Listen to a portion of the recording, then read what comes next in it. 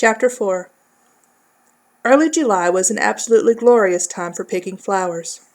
Rebecca didn't know which thrilled her more, the rush to gather them within that fleeting hour after they first opened themselves wide to the sun's rays and before they began drooping in the heat, or feeling well enough to accompany Anna Lee on her expedition and help decide which of the blooms would best adorn the house for Coretta's wedding reception the next day. It was almost like when they were children, only now Rebecca was the one tagging along behind. And only now they didn't go so deep into the woods or travel so rough a path. And only now Tom wasn't there to jump at them from hiding, like a highwayman to impose a toll for the best of their flowers, or to be fought off by two excellent swordswomen capable of making even the flimsiest of sticks a formidable weapon. Several feet ahead, Annalise swatted at a swarm of gnats with the branch she'd brought along in case of snakes, and Rebecca wondered if she might not be pretending Tom was parrying the blow. "I think after this wedding business is over, we ought to start our readings again," Annalise said as she knelt beside her branch, like a knight swearing an oath by his sword. The words she spoke and the flowers she brought back up with her when she stood were so far removed from Rebecca's thoughts that she had to take a moment to understand her properly.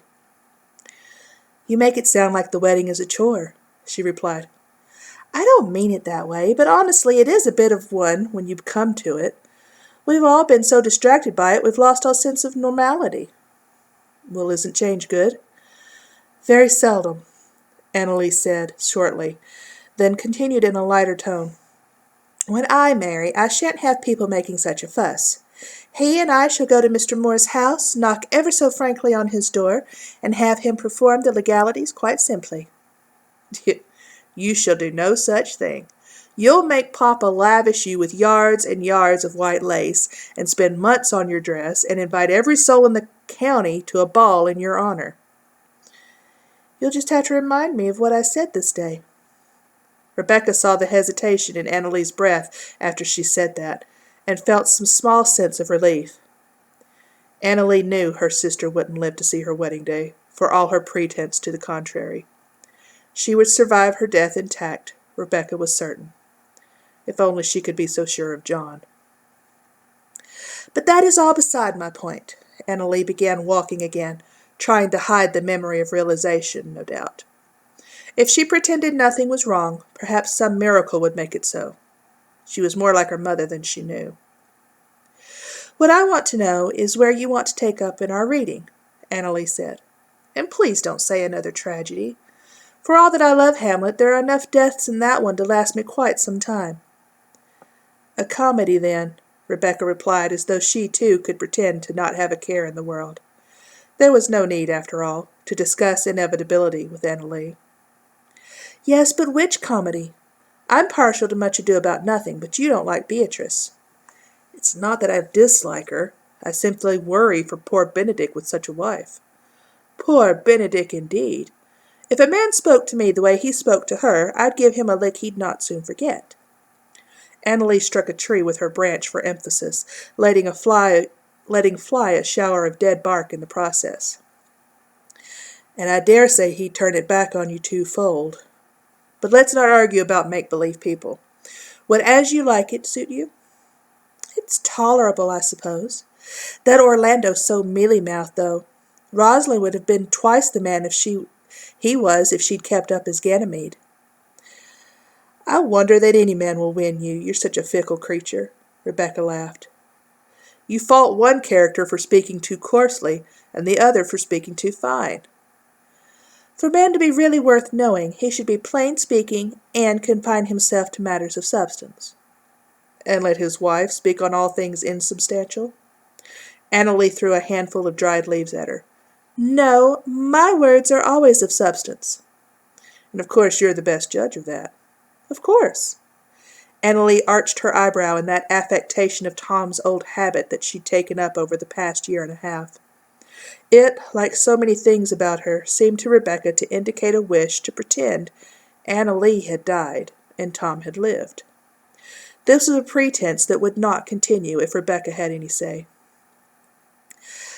"I haven't heard Twelfth Night in a while," she said, and watched for any indication that Annalie might take her meaning. Not one of my favorites, but if you like it. I do. I'm surprised you don't. I would have thought you'd appreciate Viola. Rebecca got the reaction she was hoping for. She could see Annalie's deep breath in the way her shoulders rose and fell, and felt sure that her sister's silence meant she was trying to think of a response that wouldn't reveal that she knew Rebecca saw through the act. 12th night it is, then. I think we have enough flowers now. We should get them in some water. Annalie. And then I really must finish my dress for tomorrow. I will be so glad when this wedding business is over. Thursday, 26th March, 1857. I have at long last convinced father of the wisdom of my going to Maryland for my schooling, rather than the Alabama University to which he has contributed so liberally. I certainly did not mention that Gabriel has always spoken so highly of it, as his endorsement would have had an adverse effect, but rather hinted that I would not have nearly the opportunity to visit home with such a distance between us. He said I was my own man now, and that his opinion had long since been irrelevant, which was all his way of acquiescing and of chastising me in the same breath. That is his habit now, after all, to twist everything I say or do to fit with his certainty that I loathe him, that I disrespect him in every way, that my sole purpose in life is to defy him. Sometimes I think he's right. When I think of the evil he has come to represent to me. But he is also my father, and for all that I hate what he is, I cannot hate him. I wish I could articulate these feelings more clearly, to have them straight in my own mind so I could communicate them to him. But as it is, I can only continue in our contest of slings and barbs, and pray we may one day understand each other.